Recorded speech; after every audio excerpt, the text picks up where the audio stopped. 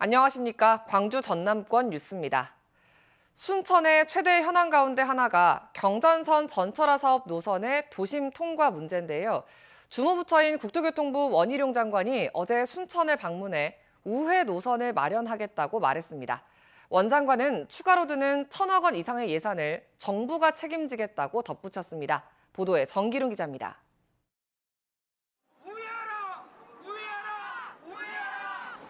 경전선 도심 통과에 반대하는 시민들이 철도 건널목 앞에 모였습니다. 취임 후 처음으로 순천을 방문하는 원희룡 국토교통부 장관에게 반대 의견을 전달하기 위해서입니다. 원희룡 장관과 현장을 둘러본 노관규 순천시장은 경전선 전철화 사업의 도심 우회에 대한 3가지를 제시하며 정부의 결단을 요청했습니다. 도심을 통과하는 이 불행한 일을 막아서 이 3개 안 중에 가장 합리적이고 합당한 방법으로 장관님이 결정해 주시면 감사하겠습니다. 원희룡 장관은 윤석열 대통령으로부터 직접 순천을 다녀오라는 지시를 받았다고 말했습니다. 그러면서 순천 시민의 염원을 국가가 받들겠다고 밝혔습니다. 도심을 우회할 수 있는 방안을 저희들이 찾아내도록 하겠습니다. 원 장관은 우회 노선을 만들려면 사업비가 최소 1,000억 원 이상 더 들지만 대통령과 협의하겠다고 덧붙였습니다. 추가적으로 들어가는 예산에 대해서는 국가에서 책임을 지겠습니다. 원희룡 장관의 이번 약속으로 광주 송정에서 순천까지 경전선 전철화 사업은 우회 노선을 추진하는 방향으로 일단락됐습니다. 원 장관은 또 순천만에 들러 정원 박람회 준비 상황을 둘러보고 남해안 전성시대를 열어야 한다면서 남해안 개발청을 설립하는 방안을 최대한 지원하겠다고 말했습니다. KBS 뉴스 정길훈입니다. 전라남도가 외국인 관광객 유치를 위해 취항한 무안국제공항과 태국 방콕 간 전세기 운항을 축소합니다. 전라남도는 최근 해당 전세기를 이용해 무비자로 입국한 태국인 687명 가운데 27명이 이탈하면서 최대 14번까지 예정됐던 운항 횟수를 7번으로 줄여 다음 주까지만 운영한다고 밝혔습니다. 앞서 전라남도는 태국 현지 관계자들과 인바운드 여행 상품 업무 협약을 맺고 지난달 30일부터 전세기 운항을 시작했습니다. 전라남도는 전국 최대 농수산물 생산지이자 농어촌공사 등 유관기관이 모여 있는데요. 전남을 농수산 경제 거점으로 조성하기 위해 농협과 수협 본사를 이전해야 한다는 지역의 목소리가 커지고 있습니다. 손준수 기자의 보도입니다. 전국 최대의 농수산물 생산 지역인 전남.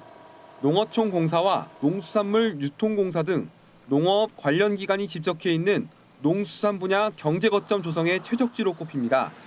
이 때문에 농협과 수협 본사를 전남으로 이전해야 한다는 필요성이 꾸준히 제기됐습니다. 특히 우리 한국 농업의 경쟁력 강화와 부가가치를 위한 창출을 위해서 수도권, 비수도권 지역 이전이 반드시 필요하다 이렇게 생각이 됩니다. 최근 정부가 추진하는 2차 공공기관 이전 방침과 연계해 농수협 본사를 전남으로 옮겨오자는 목소리에 힘이 실리고 있습니다. 농업진흥과 지원이라는 농수협 설립 취지에 맞게 현장의 목소리를 가장 가깝게 들을 수 있도록 농수산물 최대 생산지인 전남의 농수협 본사를 두자는 주장이 설득력을 얻고 있습니다. 문제는 관련 법입니다. 현행법상 농수협 중앙에는 이전 대상 공공기관에 포함되지 않는 데다 비수도권으로 이전을 강제할 근거가 없습니다. 이에 지역 국회의원들은 농수협 본사의 비수도권 이전이 가능하도록 관련법 개정안을 발의했습니다. 아직도 서울에서 머뭇거리고 있는 공공기관, 잔여기관들이 있습니다. 이건 역시 함께 이전해야 된다고 생각합니다. 법안이 통과되더라도 넘어야 할 산은 많습니다. 전북과 경북이 유치 전에 가세했고 농수협 구성원들의 동의를 얻는 것도 쉽지 않아 보입니다. 아무래도 지금 현재는 좋아하진 않죠. 현재 있는 사무소를 옮기는 것도 저희가 어느 특정 지역으로 간다 그러면 또 다른 지역에서도 반발을 할 수 있거든요. 정부는 올해 하반기부터 2차 공공기관 이전을 시작할 계획인 가운데 농협과 수협 중앙회의 전남 이전이 현실화될지 주목됩니다. KBS 뉴스 손준수입니다. 전남대학교 여수 캠퍼스 대학병원 유치위원회는 여수시청에서 기자회견을 열고 여수대와 전남대 통합 당시 협약대로 여수에 전남대병원을 설립해 줄 것을 정부와 국회에 요구했습니다. 유치위는 전남대 여수 캠퍼스를 이대로 방치해서는 안 된다며 정부는 물론 전남대도 책임을 통감하고 병원을 설립해야 한다고 강조했습니다.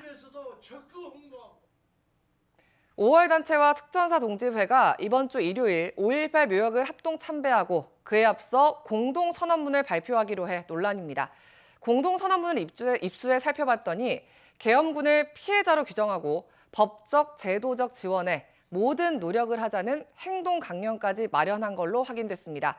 행사에 반대하는 목소리는 계속 이어지고 있습니다. 김혜린 기자입니다. 5.18 부상자회와 공로자회, 특전사 동지회가 오는 19일 합동참배에 앞서 발표하기로 한 공동선언문입니다. 1980년 5월 계엄군의 활동이 공적 직무 수행이었다고 썼습니다. 그러면서 상부 명령에 복종하는 게 불가피했고 오랜 시간 아픔을 겪어온 점에서 가해자가 아닌 피해자로 봐야 한다고 밝혔습니다. 행동 강령도 준비했습니다. 계엄군들을 용서와 화해의 관점에서 위로하고 필요시 법적, 제도적 지원이 가능하도록 모든 노력을 하자고 돼 있습니다. 이는 5.18 유족회가 공동선언 불참을 결정하게 된 결정적 이유로 알려졌습니다. 5.18 연구자들은 상부 명령에 따른 민간인 학살은 복종 범죄에 해당한다며 계엄군을 피해자로 규정하는 건 5.18 왜곡과 다름없다고 말합니다. 5.18에 대한 부인단문이거든요. 계엄군에 의해서 대규모 살상행위가 있었던 건 사실이죠. 그러면 이들은 가해자죠. 가해자와 피해자. 근데 갑자기 가해자가 피해자 코스프레를 하는 거죠. 행사 강행을 예고한 5.18 공로자회와 부상자회 내부에서도 반대 목소리가 이어졌습니다. 공식적인 의견 수렴 절차가 없었다는 겁니다. 임원들은 회원에게 카톡이나 우편으로 물어야 합니다. 회원들에게 의견을 묻지 않고 동의를 구하지 않은 가짜 하야쇼 즉각 중단해야 합니다. 5.18 바로세우기 연합회 등은 피해자가 가해자에게 화해를 간청하는 행위를 방관할 수 없다며 합동참배 당일 단체 행동을 예고했습니다. KBS 뉴스 김혜린입니다. 정부가 여수와 광양 국가산업단지의 공업용수 공급에는 큰 차질이 없을 것으로 전망했습니다.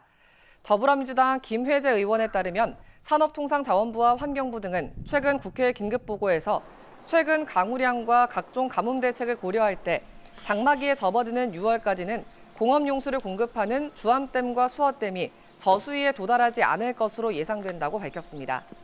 환경부와 산업부는 가뭄 상황에 대비해 공장 정비 시기를 조정하고 물 사용량을 줄이는 방안을 추진하고 있습니다. 전라남도 선거관리위원회가 다음 달 열리는 전국 동시 조합장 선거와 관련해 금품 제공 혐의로 입후보 예정자 A씨 등 6명을 경찰에 고발했습니다. A씨 등은 조합장 선거에 지지를 호소하며 조합원에게 5만 원에서 100만 원까지 현금을 건네거나 선물 또는 식사를 제공한 혐의를 받고 있습니다. 위탁선거법에 따르면 선거운동을 목적으로 금품 등을 제공할 수 없으며 이를 위반할 시 3년 이하 징역이나 3천만 원 이하 벌금에 처해집니다. 지난 2020년 11월 폭발 사고로 노동자 3명이 숨진 포스코 광양제철소 사고와 관련해 당시 업무 책임자들에게 금고형이 선고됐습니다. 광주지방법원 순천지원 형사 1단독 백주연 판사는 업무상 과실치사 등 혐의로 기소된 당시 현장 책임자 A씨 등 3명에 대해 금고 1년 6개월에 집행유예 3년을 선고했습니다. 또 포스코와 당시 광양제철소장에 대해 각각 벌금 3천만 원과 2천만 원, 다른 관련자에게는 벌금 200만 원 등이 선고됐습니다. 백 판사는 A씨 등이 사고를 방지할 의무를 다하지 않았다며 이같이 판결했습니다. 특전사 동지회의 국립 5.18 묘지 참배를 두고 논란이 이어지자 5월 단체가 특전사 군가인 검은 베레모를 재창하지 않기로 했습니다. 5.18 부상자회와 공로자회는 모레 열릴 대국민 공동선언식에서 검은 베레모를 부르지 않기로 결정했다고 밝혔습니다. 또 참여자들이 거부의 뜻을 밝히면서 당일로 예정된 5.18 최초 사망자 고 김경철 씨의 어머니 임근단 여사와 계엄군 출신 고문과의 모자 결연 행사 5월 어머니의 합창도 취소됐습니다.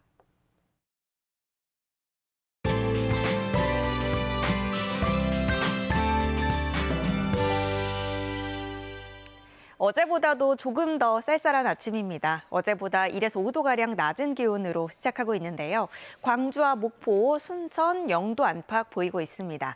오늘 아침에는 다소 쌀쌀하지만 낮부터는 기온이 다시 오르겠는데요. 목포 9도, 광주와 순천 12도로 온화하겠습니다. 일교차가 크게 벌어지는 만큼 옷차림에 유의하셔야겠습니다. 오늘 밤부터는 비 소식이 있습니다. 내일 오전에는 잠시 소강 상태를 보일 때도 있겠지만 내일 오후부터 모레 오전까지 다시 내리니까요. 작은 우산 챙기시면 좋겠습니다. 모레까지 예상 강수량은 광주 전남 지역에 5에서 30mm입니다. 다음은 자세한 지역별 기온입니다. 아침 기온 장성과 나주, 영하 1도 안팎으로 어제보다 춥고요. 한낮 기온 12도까지 오르겠습니다. 여수의 낮 최고 기온 9도, 고흥 10도까지 오르겠습니다. 목포의 한낮 기온 9도, 진도와 완도 10도로 어제와 비슷하거나 1에서 3도가량 높겠고요. 신안을 비롯한 도서 지역은 7도에서 9도가 예상됩니다. 바다의 물결은 전해상에서 비교적 잔잔하겠습니다. 모레 오전에 비가 그치고 하늘은 맑아지겠지만 기온도 함께 내려가겠습니다. 날씨였습니다. 2월 17일 뉴스광장 마칩니다. 시청해주신 여러분 고맙습니다.